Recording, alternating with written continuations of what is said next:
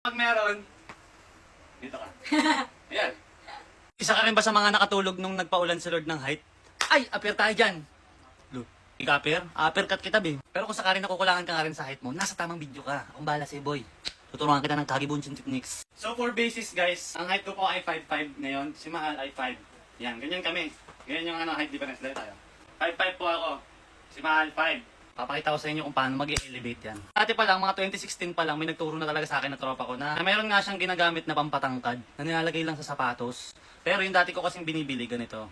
Yan. Sobrang tagal na nito. 20, ano pa sa akin to, mga ganun, 2017. Buhay pa rin naman siya. Pero ito kasi, medyo masakit siya sa paa. Sanay na lang din ako. Tapos may nakita ko ngayon sa TikTok shop na malambot na ganito. So papatangkalin ka na niya, pero at the same time, may comfort pa din. So ito yun siya guys. O diba? Meron na siyang parang Air Max. Pag suot mo siya, hindi siya masakit sa paa kasi lumulubog siya, malambot siya sa paa. Unlike dito sa dati kong ganun. Ang tigas nito par. O kung nakukulangan ka pa sa ganito, dagdagan natin ng isa. Dagdagan pa natin ng isa pa.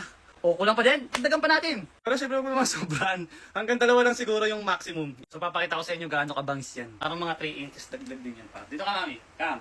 Come my love. Syempre pa magaganto ka, tansyahin mo rin. Kung low cut gagamitin mo, isa lang. Kasi kitang kita yan par. Kasi note ko sa isang paa lang para makita nyo yung difference. So yan, ganyan yung height ko sa kanya kapag wala akong suot na insole. Pero pag meron, dito ka. Ayan. Tingnan nyo gaano kataas yung in-elevate. Nakatiptaw ako. Ano, mga babae lang pwede mag-heels? Hindi pwedeng ganun. Tayo papatala, tol. Ay, din, oh. Ha? May 6-footer ka rin.